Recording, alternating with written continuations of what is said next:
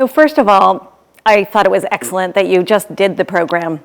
I thought it was a really important topic. I thought it raised awareness about the plight of foreign workers here in Kurdistan.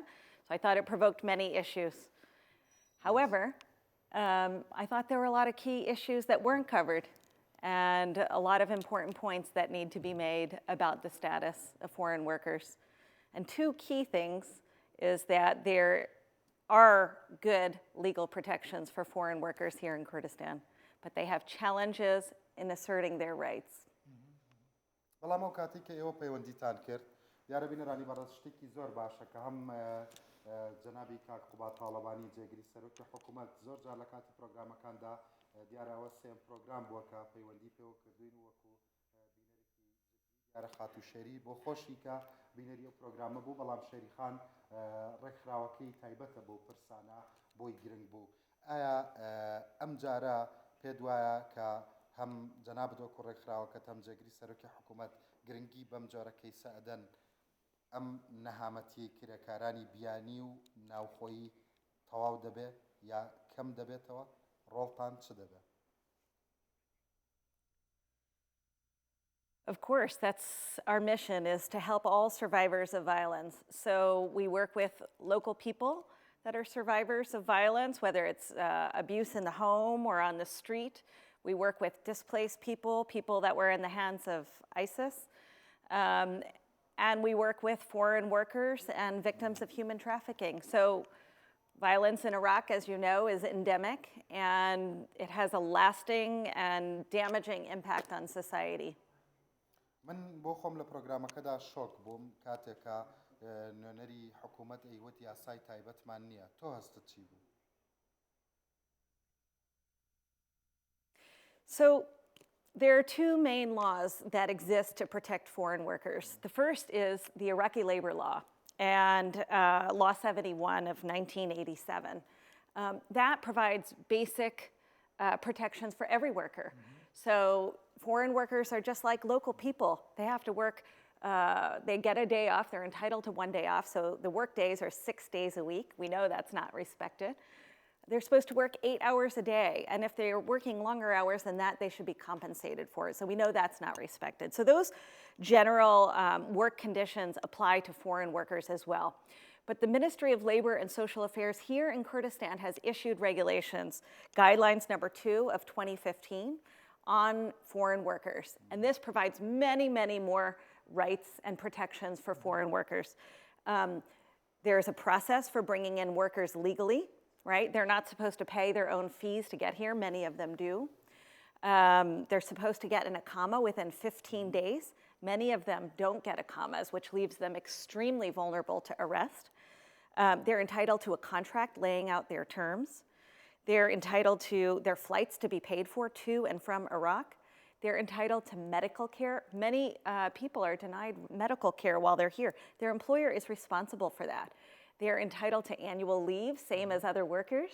They're entitled to that day off. They're entitled to paid communications home, so many people are deprived of a telephone or even the right to call home. They're entitled to food, suitable living accommodations, private living accommodations, and comfortable accommodations. So the labor law provides a whole range of different rights and responsibilities for the foreign worker. Then we have the human trafficking law. For example, you talked about the standard and suitable law that in the other part of the world actually are followed. For example, if some workers actually suffered from a special representative and the company treating him or her very bad and problems regarding the passport. For example, when I saw the ranch program, some poor worker cannot return to their country. You, as defender of the rights and human rights as a foundation, how do you help those type of workers? If they can come to your foundation, NGO, and register themselves to go back to their countries? Yeah, so we do provide a lot of assistance to foreign workers, and we do that in collaboration with the Kurdistan government, which has been very proactive. But before we get to the services that we provide, let me tell you about the Human Trafficking Law.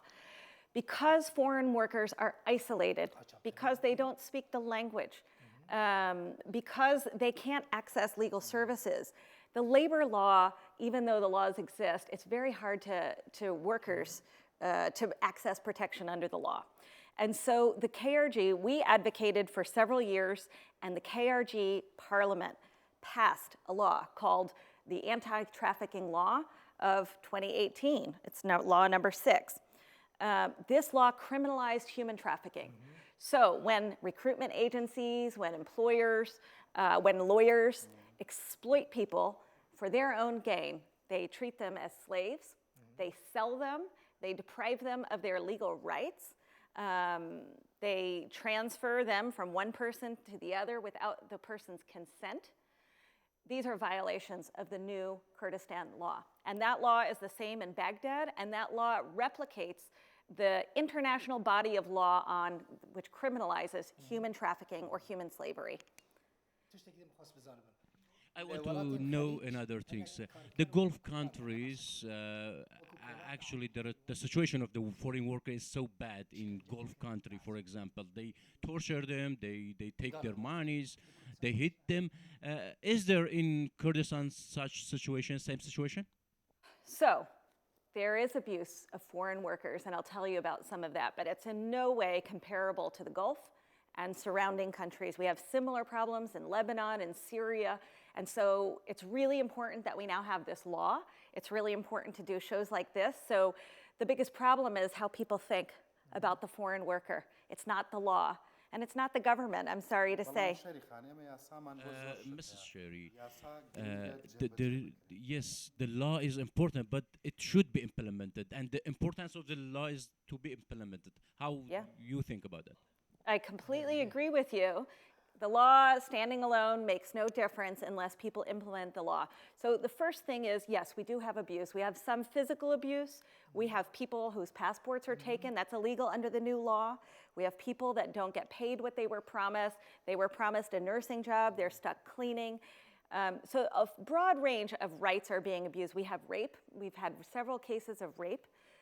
We've had several cases where the woman has claimed abuse and she's been arrested, retribution. So let me tell you about implementation of the law. The law is 1 year old. And so the whole public justice system needs to better understand the law, okay? The police, the judges, the Ministry of Labor. So it requires the whole public justice system to understand the law and have procedures for implementing the law. The good things that happened is the government did set up an inter-ministerial committee to decide and review on these cases and to build regulations and protections for workers. So that has happened. The second thing is the government set up an anti-tip police. And Kak Sardar, who is here, he represents that tip police, trafficking in persons police. So now you have 16 district offices in every part of Kurdistan where the police are set up there to protect foreign workers and other victims of trafficking. Third, the government's required to set up a shelter. Within 1 year of the law, we, in partnership with the KRG, have set up a shelter for trafficking victims. That was the biggest need for trafficking victims, is protective shelter. Third, the government is required to set up a fund to provide services, emergency medical needs, repatriation, sending foreign workers home. They have done that. So there are all these systems and requirements in place in the law that the government is starting to implement. We have to do much more. So, Mrs. Sherri, Dilbakhan has a question.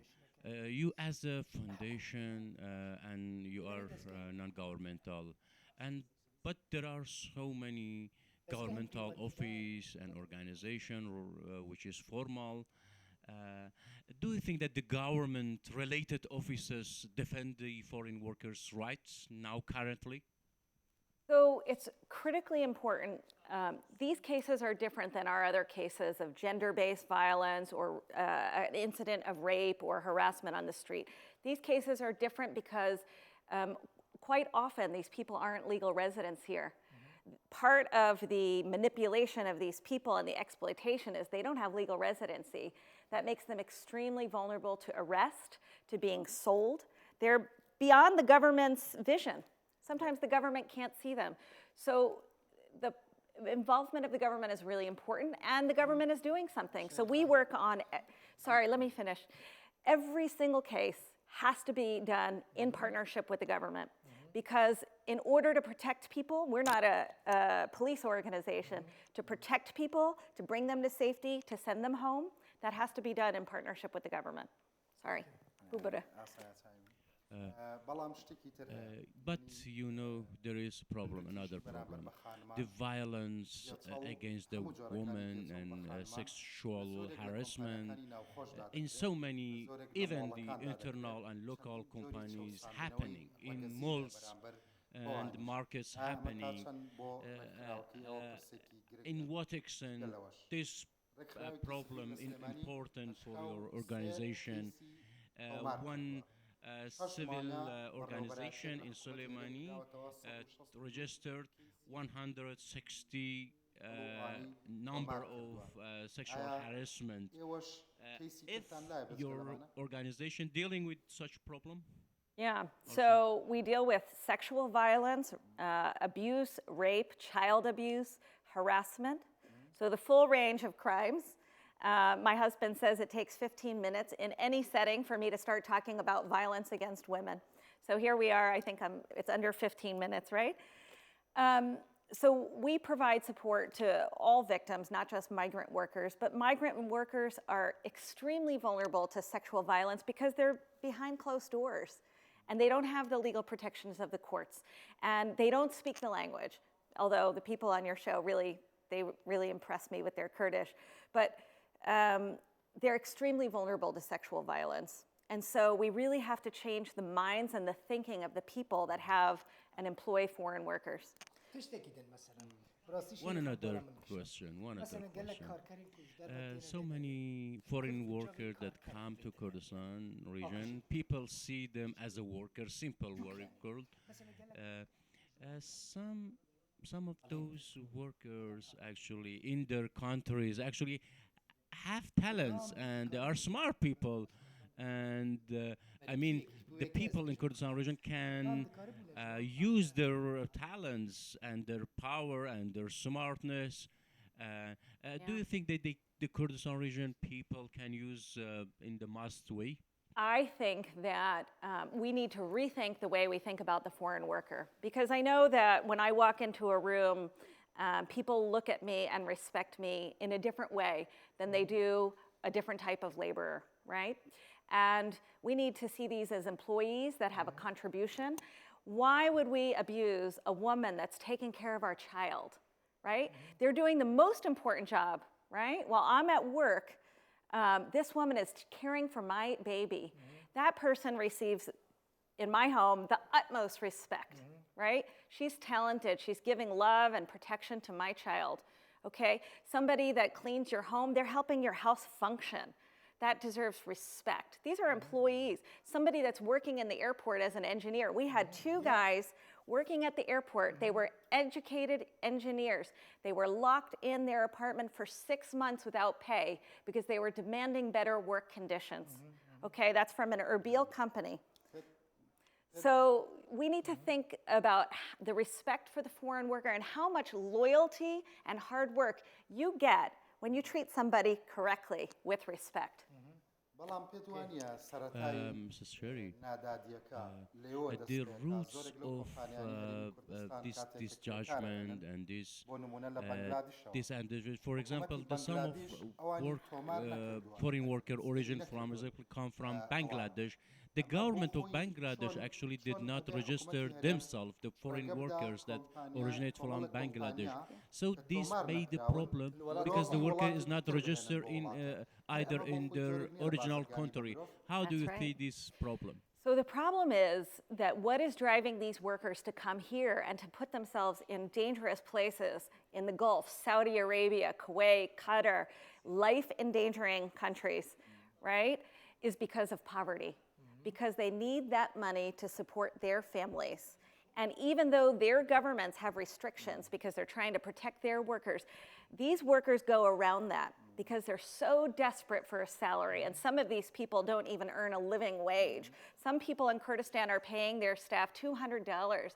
It's not a living wage for the 80 hours a week or the 7 days of week that they're working. But what's driving this is poverty. So you have one person here, and they're desperate to fund and support their whole family with that salary. And so $200 is worth risking their lives for and going outside their government restrictions. So the more that the KRG can form relations with these governments to protect their citizens, for example, the Philippines, we have an extremely close relationship with them. They're well organized, and they're working to protect their workers all over the world, including here in Iraq. And they see a very big difference between how workers are treated here in Kurdistan and how the government responds and how workers are treated in the rest of Iraq, where they're extremely vulnerable to violence. Okay, Dulbakhin, do you think, Dulbakhin, the Ranj actually talked about the human trafficking. Is in Kurdistan, we have a company that actually doing human trafficking jobs specifically, and it is very dangerous if we Kurdistan we have such cases, human trafficking problem. Is there really a real problem of human trafficking? I saw it. Sherri saw the Yeah. program, and we had some cases. If we have human trafficking in Kurdistan, it is very dangerous. Yeah, Do you have yeah. this case? Yes. Human trafficking is prevalent. All what we're talking about, taking away somebody's passport, is human trafficking, not giving them their day off. We have criminal gangs that are selling people in Kurdistan. Many of the recruitment agencies, I thought the guy that you had here from the recruitment agency was very good, and he's How many years that do you know that? hundreds of people a year are being trafficked, thousands probably. We are working with the government to protect hundreds of people every year, just here in Erbil. Sorry, I want to say something about the criminal nature, okay? When there's money to be made, forcing people into prostitution, they come up for a nursing job and they're forced into prostitution, that's happening in every province of Kurdistan. And when they close down these agencies, they pop up somewhere else. They close it down in Erbil, they pop up in Duhok, okay? So the government has closed down 150, 200 recruitment agencies, these employment agencies that are selling these people, that are violating their rights, that are selling them into prostitution. The government is blacklisting them. But until this law passed in July of last year, there was no criminal penalties. So now, for the first time, they can prosecute. Have they prosecuted? No. Every single case we've taken to the court, the person has been denied their rights. We had a rape case, a woman in the home who was raped.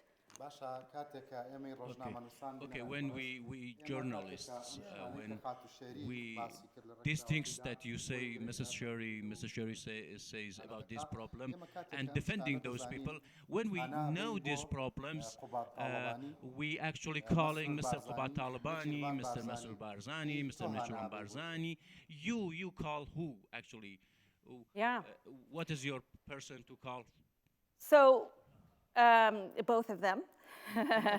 In the last administration, the government fully embraced these issues, and now we signed an MOU with the governments talking about human trafficking, helping them implement the law.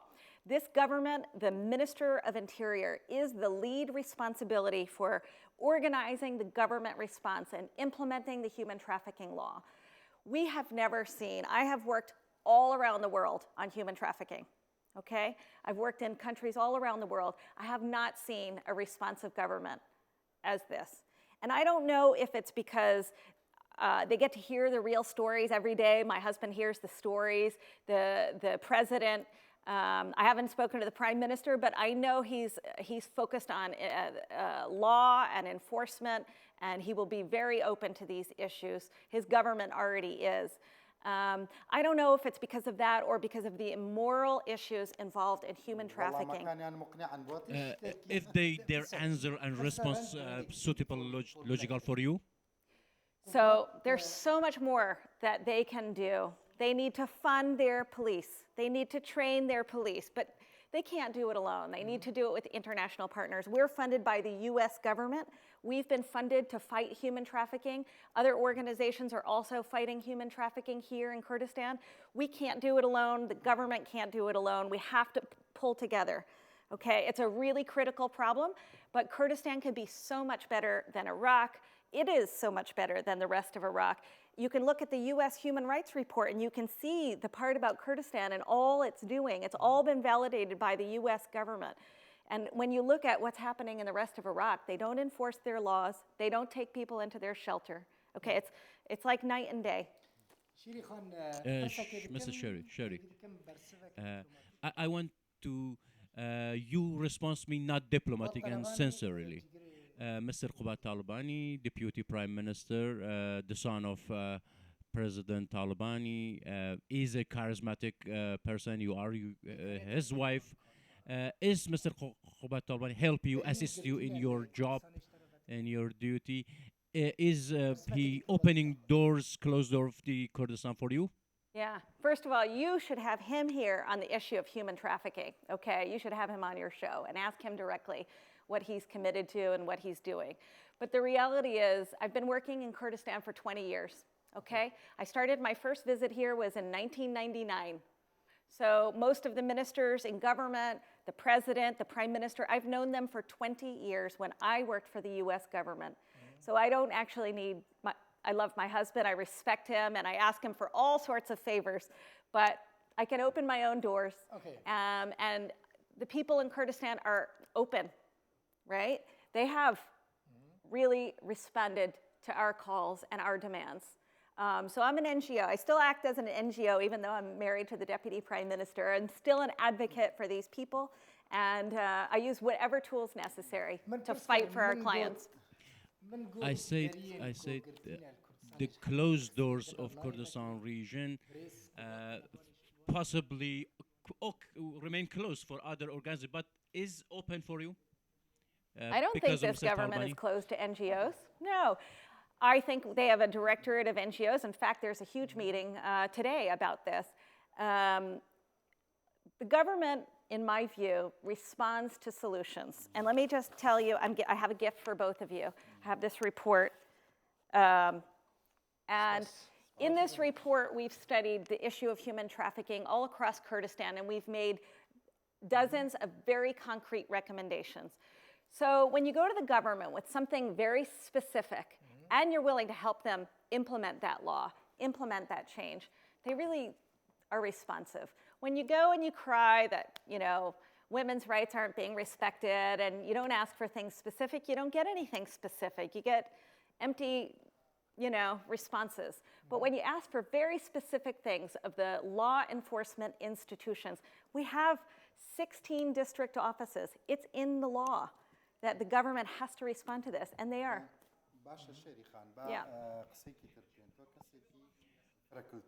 Okay, you are a multicultural person in Kurdistan region. You have a relation with all sectors, all peoples, all type of people, because of your NGOs. Do you think that in reality the Kurdistan region needs exactly the foreign worker, while we have so many people that don't have any sort of jobs? They have skills, but they don't find proper job. Do you think at all we need the foreign worker at all? Yeah. So in every country around the world, we have migration of foreign workers. And why is there such a demand for foreign workers in Kurdistan? Because other people don't want to do these jobs. If they did, we wouldn't need the foreign workers. So when I moved here 7 years ago and was ready to go back to work, I looked for a nanny for my children, somebody that spoke Kurdish and could teach my children Kurdish and interact with them in Kurdish all day. I looked for a year, but I couldn't find any caretaker to help with the child to speak in Kurdish. So if the demand for these jobs didn't exist, they wouldn't come. okay? Could we fill these jobs with young, smart people from universities? Maybe some of them, right? We can have qualified engineers at the airport. Yes, we have so many unemployed engineers. But what is keeping the airport from hiring local workers? You have to ask them. But so many of them are male, not female. The companies actually bring in them and they leave them. For example, they sell cigarettes, those type of foreign workers, Yeah. possibly So self-employed. one of the main problems with the way, so I will criticize the government in this way. The employees come here through the kafala system, which is all over the Middle East. The kafala system is sponsorship. When I come in, I need a sponsor for me. I can't be here unless some employer is sponsoring me, right? When the employer doesn't give you your iqama or your residency and you become non-responsive to, you're not connected to anybody, you're extremely vulnerable. And then they become what I call freelancers. They're illegal, right? They don't have the protection of an iqama. They're extremely vulnerable to arrest. And the government has to rein in on these. And the way that they're reining in on these is by apprehending these lawyers that are selling iqamas. They're apprehending these agencies that are selling people. But the reality is the kafala system means the Bangladeshi worker on the street or somebody who's working in the light factory, he has no legal rights to form his own employment relationship. He's got to be transferred from employer to employer. And that is it's put all the power in the employer and none in the worker. But yes, we do have a lot of illegal migrants here. Okay, they finish their contract and they disappear. And that is a problem, and that is a government problem. Sherri, since you followed these problems, what was the worst and tragic event and problem that you have seen and you have faced? What was the most criminal case that you said? What was the worst story that you know and faced? Can I give you my top three? Okay. The first one was a young woman that was working in an Erbil home of a prominent family, and she was raped by the boy of the home. And we were able to get the police to rescue her, and there was another woman in the house. The way that this was handled in the justice system was horrendous, because every time somebody accuses the employer of abuse, they get arrested. So they arrested this woman for stealing a necklace. But this woman left the house without her bags. Everything she owned was still in the house. So it was a bogus claim, and we couldn't get her relief. We've had immigrants from Africa being discovered by the police. They were tied up and beaten, treated as slaves, okay? So that was horrific. And like I said, even though these were educated engineers, these men were basically left without their iqama, their passport. They weren't allowed to return home for 6 months without pay, punishing them and making them an example for all their colleagues. This isn't what they signed up for. So we have many, many cases of abuse where women are in the home 7 days a week. Working. One another problem. How do we think that we should do about to solve these problems? Okay, so first, I'm really glad to be here, and I'm so glad you gave me this opportunity, because the most important thing is that we change how people feel and how people see. We need to see these people as employees with rights, not as slaves. That's the first thing, because every one of us in Kurdistan interacts with foreign workers, and we have to start with a respect for their rights. Don't take their passport, give them their freedom, give them their phone, give them their food, give them the pay that they were promised, give them respect, okay? There's no harm in being nice. Just be nice, okay? That's one. Two, we need massive changes in the public justice system.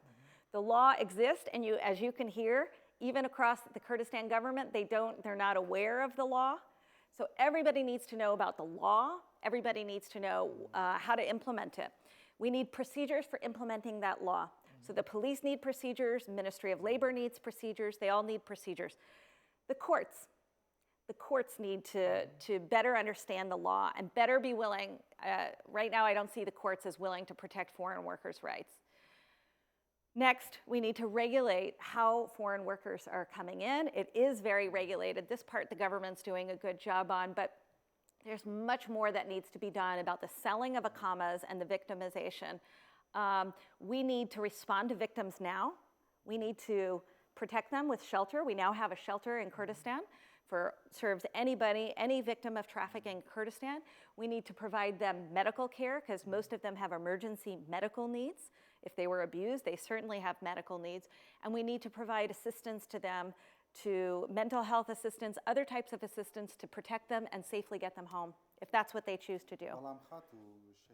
Sherri, sometimes here, some of those persons actually, the government actually, by government actually blacklisted, but those foreign workers no have job, but they cannot return to their countries. Yeah. Do you remember that there was case in my program? Yeah, sure. So one problem that we didn't talk about is the corruption within the government, right? So for an agency to be selling these ikamas, there has to be somebody in that office selling the ikamas. So I am so glad that they are reviewing all the procedures and all the staff of the residency office now. So that is a big step forward. If we don't prosecute people that are acting criminally, whether they're in the government or outside the government, we're not going to control this problem. I forgot what the case was. Tell me about the case. Okay, case was the one person that she wanted to go back to his country, but the company, his company was blacklisted. Yes, we have a case like this right now. Okay, the agency was closed down and blacklisted. The woman had all of her bags inside the house with legal papers from her country in Ghana, right? And the police are calling them every day, bring this woman's bags and bring her passport. But they're not prosecuting yet, but I hope they will. So you know who you are. Bring her passport so we can send her home safely.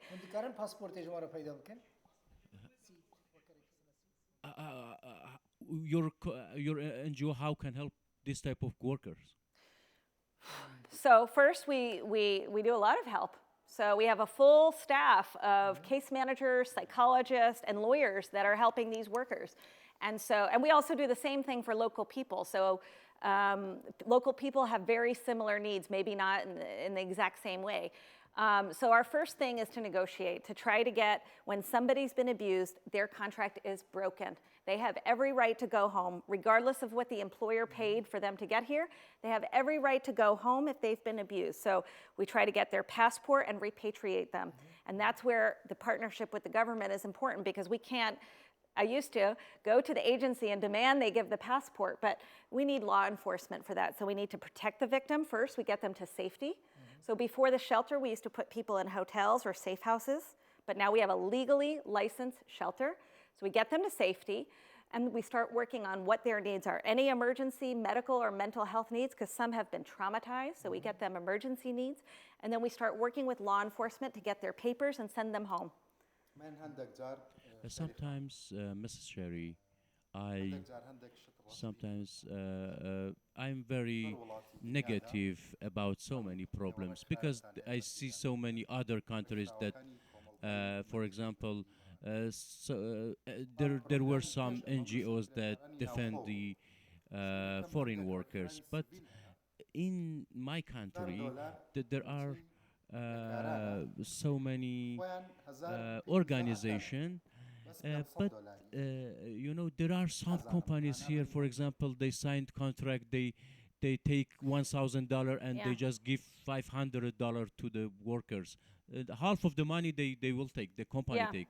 I'm so negative about this. So you're a journalist, and your job is to be very critical and very analytical and find these problems. My job as an NGO is to try to fix the problems. And in my years here, since I started working on human trafficking in 2015, we've made a lot of progress. The problems exist, and they are expanding because foreign workers are expanding, right? But there's a lot we can do for it. Let's remember, what we're up against is criminal activity by criminals, and we have to criminalize them, right?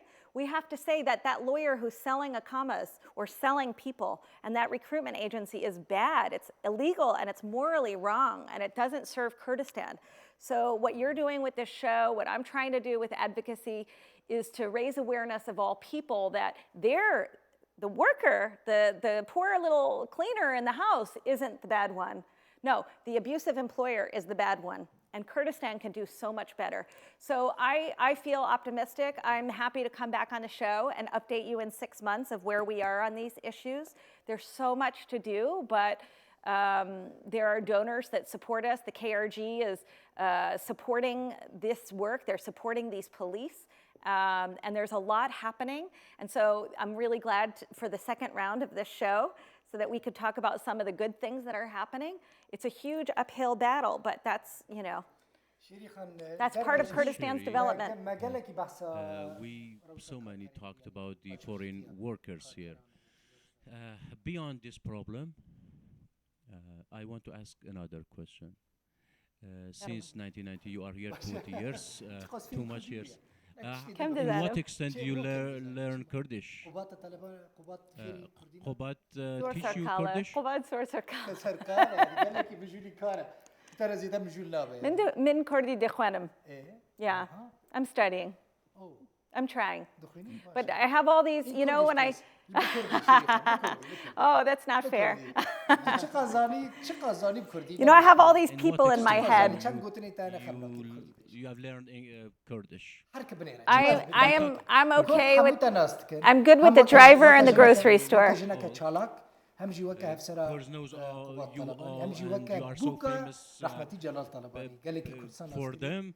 And we want just test your Kurdish. Please talk in Kurdish. No, that's not fair. If the life of the Kurdish people and life with Kurdish people is good. Yeah. No, I love living in Kurdistan. I can't answer you in Kurdish. I love living in Kurdistan. I found my most meaningful work here.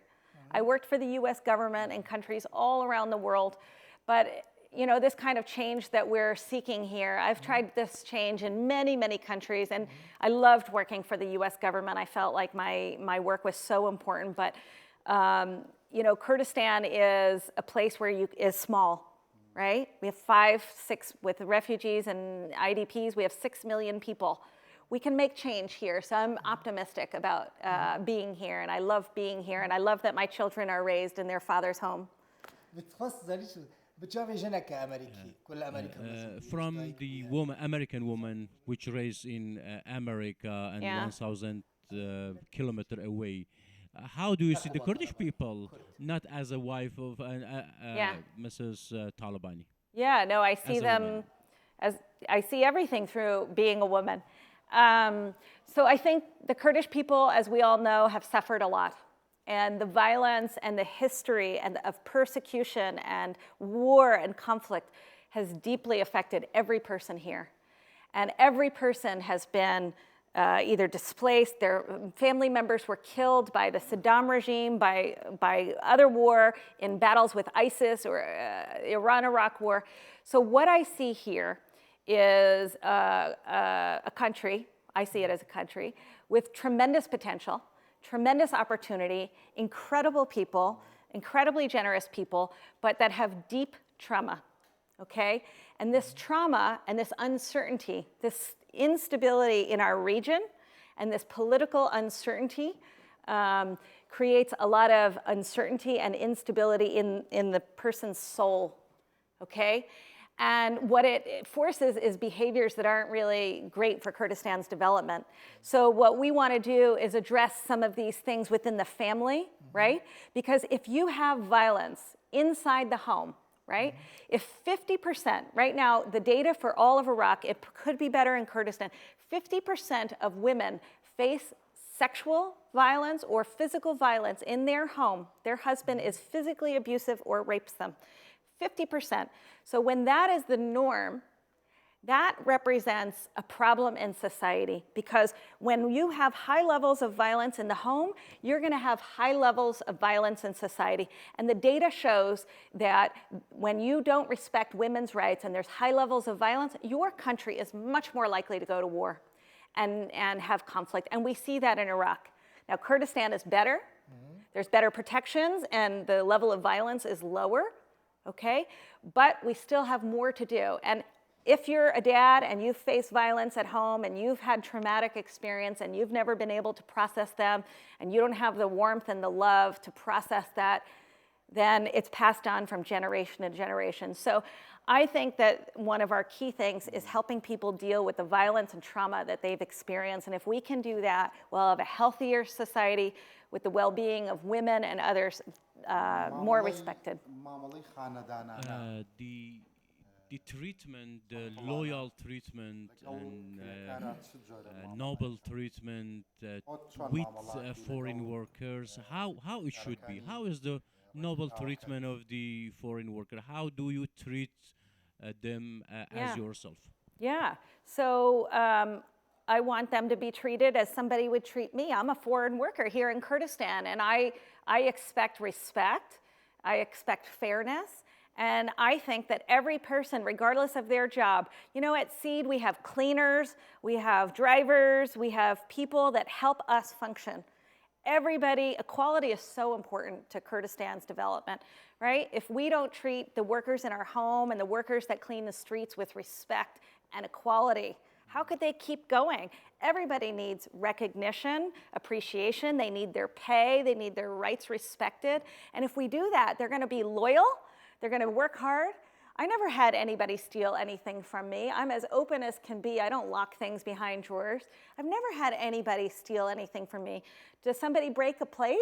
Sure, it happens. We're all human, right? But nobody gets punished for breaking a plate. You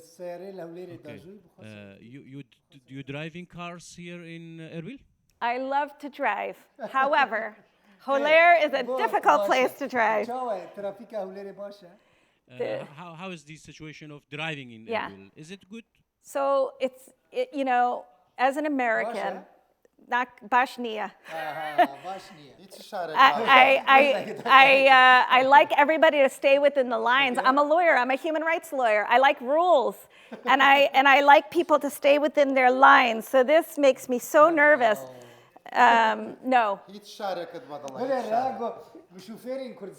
was that? Driver of the Kurdistan, Mrs. Sherri Kraham Talabany says that you are not good drivers, you are not driving well because you are driving out of the lane and it is very bad.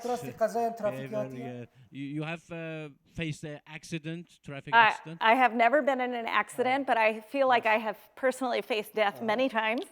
But I want to talk about some drivers. I want to talk about the taxi drivers because we have a big problem here in Kurdistan with sexual harassment, okay? So when women get into taxis, whether they're local women or foreign women or children or adults, they're harassed by the taxi drivers, okay? So the government right now, a lot of us, it's not just me, I can't claim credit, many of us have complained to the government about regulating the taxis, okay? Because we need to get to work safely, we need to get to school safely, and we need to be able to walk down the street without people harassing us, okay? Because if you can't go and live free of harassment, then you can't go to work and you can't go to school and you can't contribute to our society. So the government is now registering all the taxi drivers. If they're gonna put a phone number for women to call, okay, to complain about taxi drivers, but we have to understand that this level of violence, harassment, sexual harassment, when a taxi driver touches you, when a taxi driver speaks to you in an aggressive way about sex, it's not appropriate, and none of us should blame the victim. It's not about what you're wearing. It's not about what a woman does. It's not about whether a woman goes to work, okay? This kind of harassment is so damaging for our society. I want every man and woman to stand up against harassment. And we're gonna be doing a campaign against this soon about sexual exploitation, abuse, and harassment, which is quite prevalent here. Some drivers actually are worried about NGO's decision. Mrs. Sherri? Yeah. Because so late we had a lot of things, but some drivers, some taxi drivers actually talked about this that because of NGOs, sometimes Yeah. actually the women's harassing the men's to capture them, to make problem for them. Yeah, yeah. The Yeah. male NGOs actually Yeah. criticizing the female Yeah. because of making problem for the man. Uh, but sometimes, we have a problem. For example, the driver should notice that if some woman actually dress like some type, Yeah. but they are not, such type of woman. They It should doesn't visible matter that. how a woman's dressed. She should not face harassment. And no woman wants to be harassed or make trouble. They just want to get from here to here. Just like workers want to work, women in taxis, they just want to go from A to B, okay? And so any driver that does the right thing and acts with integrity has no need to be worried about the new rules, okay? Some man organization actually criticizing women Yeah. that they harass the men. We do. They say the equation is reversed now, and the woman Yeah. harass the They're- men. I think they're afraid of women's empowerment and women's strength because women are strong. But there are cases of abuse against men. We've had a wife abuse husband in our work. We've had that. It happens. And nobody should be subjected to abuse. Thank you. Mrs. Sherri, thank you very much being guest as in Thank you. Sherri.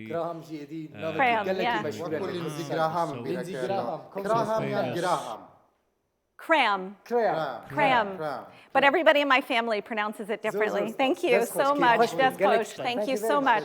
Thank you. Thank you. Thank you very much. Every day you wake up early or just because I of this wake up, program? I get the kids dressed for school, and then I go to work. So 6:30 is the norm, so no problem. Mishkaliniya. Thank you. کۆتایی پرۆگرامە؟ ئەگەر تۆ ببی بە پریزەنتەر چۆن If خواحافیزی you لە خەڵک become Thank a you. presenter and host of TV, how do you bye-bye people? Say goodbye to Can you people. say If goodbye you- to- If you become host. Khwafis. Thank you. Thank you very much. Thanks. خواحافیز بنێرانی. Thank you.